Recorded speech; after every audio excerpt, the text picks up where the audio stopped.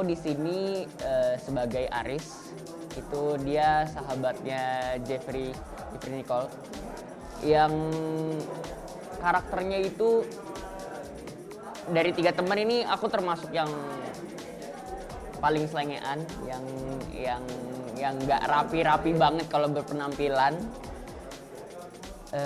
Aku ini sebagai asisten sutradara yang menuliskan film yang Jeffrey ini usulkan gitu. Jadi di sini mungkin makanya kalau misalkan aku lihat Nuka, Ibnu itu mereka pakaiannya bener-bener rapi, pakai kemeja, pakai itu. Aku bener-bener peran yang selengean yang mungkin paling santai ngomongnya sama Jeffrey gitu sih. Jujur kalau aku pribadi no hard feeling ya, aku kurang ngikutin film atau apapun yang Korea gitu. Bukan berarti aku nggak suka atau apa, cuma memang aku nggak ngikutin aja sih. Dan begitu tahu ternyata My Sissy Girl ini udah film dari tahun 2001 ya kalau nggak salah, dan itu udah banyak di remake sama negara-negara lain dan mencapai views yang banyak banget, maksudnya udah banyak penghargaan. Dan ketika emang ditawarin film itu, jujur aku amazed banget. Maksudnya kayak nanya ke diri sendiri, ini beneran maksudnya filmnya ternyata sebegini hebatnya, sebegini disukai sama banyak orang, dan ini aku sebagai salah satu case yang bermain di sini diberikan kesempatan untuk bisa menginterpretasikan Aris versi Indonesia di My Sissy Girl ini.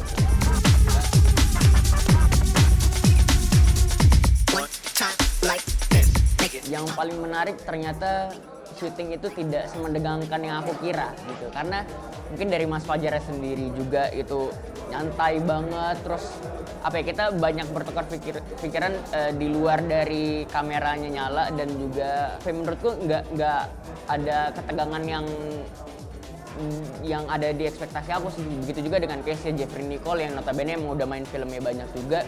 Dia juga nggak semata-mata diem, maksudnya dalam arti juga dia membantu kita untuk kayak gimana caranya berakting, gimana caranya nggak usah terlalu tegang. Dan ada Bang Norman juga yang udah ngelatih kita semua selama proses reading, dan menurutku ya karena tidak adanya ketegangan itu yang ngebuat aku lancar untuk berbaur sama teman-teman semua dan bisa berakting dengan baik.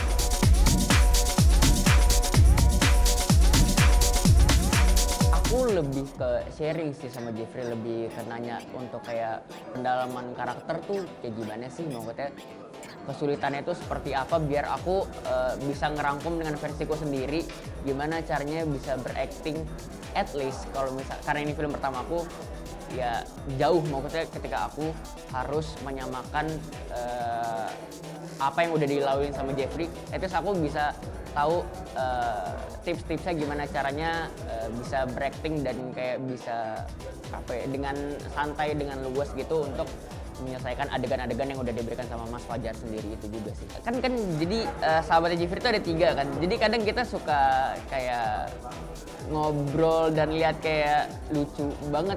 Soalnya si Jeffrey sama Tiara ini juga ada kelas berduanya sendiri, dan kita juga ada yang kelas bertiga sendiri. Dan ketika emang mungkin kelasnya cuma kayak seberang-seberang gitu ya, kita juga suka sama-sama lihat untuk mempelajari cara aktingnya gimana, dan kayak yang melihat mereka berdua ya lucu, maksudnya kayak pasangan yang dominan banget itu di ceweknya, dan itu menarik banget sih menurutku. Tolong!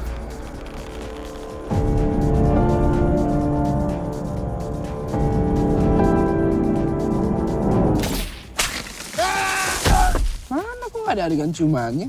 Dari film ini aku banyak belajar bahwa ketulusan itu yang paling utama sih, maksudnya nggak terpaku sama sifat orang yang menjengkelkan. Kalau misalnya ketika kita emang sayang dan emang kita nggak mau kehilangan orang ini, ya kita pasti bakal menunjukkan versi kita yang terbaik, walaupun mungkin kita ada sisi yang menjengkelkannya itu sih. Maksudnya ketika emang kita saling sayang, semakin kelihatan, maksudnya semakin kelihatan sifat aslinya, malah itu menurutku kayak mempermudah sebuah hubungan gitu. Dia yang which is di sini Tiaranya bener-bener yang menggebu-gebu banget, Jeffrey yang sayang tapi nggak berani ngungkapin, tapi itu bener-bener udah apa ya, alam bawah sadar dia bahwa itu emang sifatnya dia sih. Jadi kayak cinta yang tulus itu adalah cinta yang bisa membuat diri kita sendiri tuh nggak merasa terbohongi dengan cinta itu sendiri. Jadi kayak ya udah, sifat asli kita itu keluarin aja.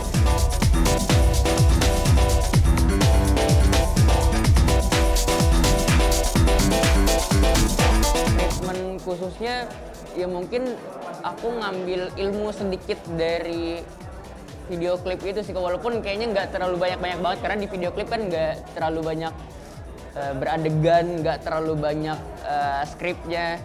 Nah dari situ kayak mulai belajar untuk kayak lebih mendalami karakter yang dibantu sama teman-teman semua sih. Ya treatmentnya paling kayak coba flashback lagi kemarin video klip tuh kayak gimana, kalau misalnya acting sedih tuh kayak gimana, kalau misalnya acting seneng gimana. Dan yang uniknya lagi biasanya kan aku nyanyi lagu kan lagu yang sedih-sedih ya, maksudnya kayak berarti adegannya sedih. Di film ini aku berakting untuk orang yang selengean, orang yang fun, dan itu membuat aku lebih mudah karena sebenarnya sifat aku yang kayak gitu, yang kayak sama teman-teman yang selengean yang gitu-gitu, nggak terlalu yang sedih-sedih banget gitu. Jadi kayak mempermudah aku dalam berakting juga sih. Seru aja gitu sama teman-teman semua berbaur. Jadi kita kenal satu sama lain, orang baru juga, terus kita juga bisa mendalami karakter kita untuk ke acting-acting selanjutnya lagi sih. Maksudnya kayak dalam film ini aku banyak belajar untuk kayak lebih bisa mengembangkan bakat lagi sih, nggak cuma di zona nyaman aja.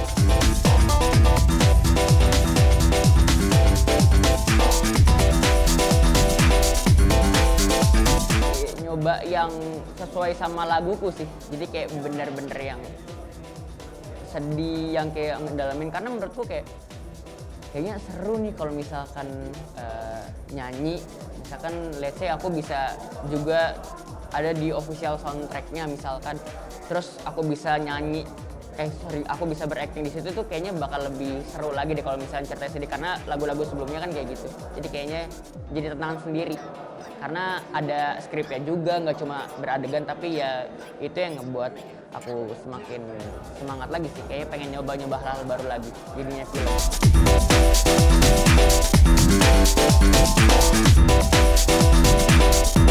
Seneng banget, karena kalau misalkan kalian sedikit ingin mencari tahu, laguku itu 2019 akhir, 2020 awal itu langsung COVID. Jadi kayak abis lagunya Puji Tuhan naik, abis itu aku nggak manggung.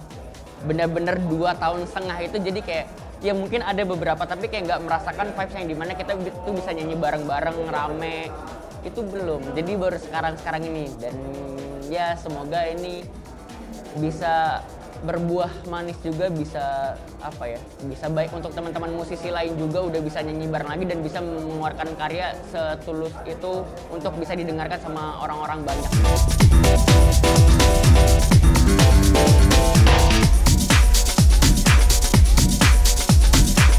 Kalau misalkan orang yang kenal aku tuh orang yang cukup melankolis ya, maksudnya kayak maksudnya bisa terenyuh sama suasana, terenyuh sama cerita teman-teman tentang pengalaman hidupnya juga. Jadi kayak kalau misalkan ditanya, aku juga punya pengalaman pribadi, tapi ya mungkin karena emang basic aku agak melankolis, jadi ya gitu.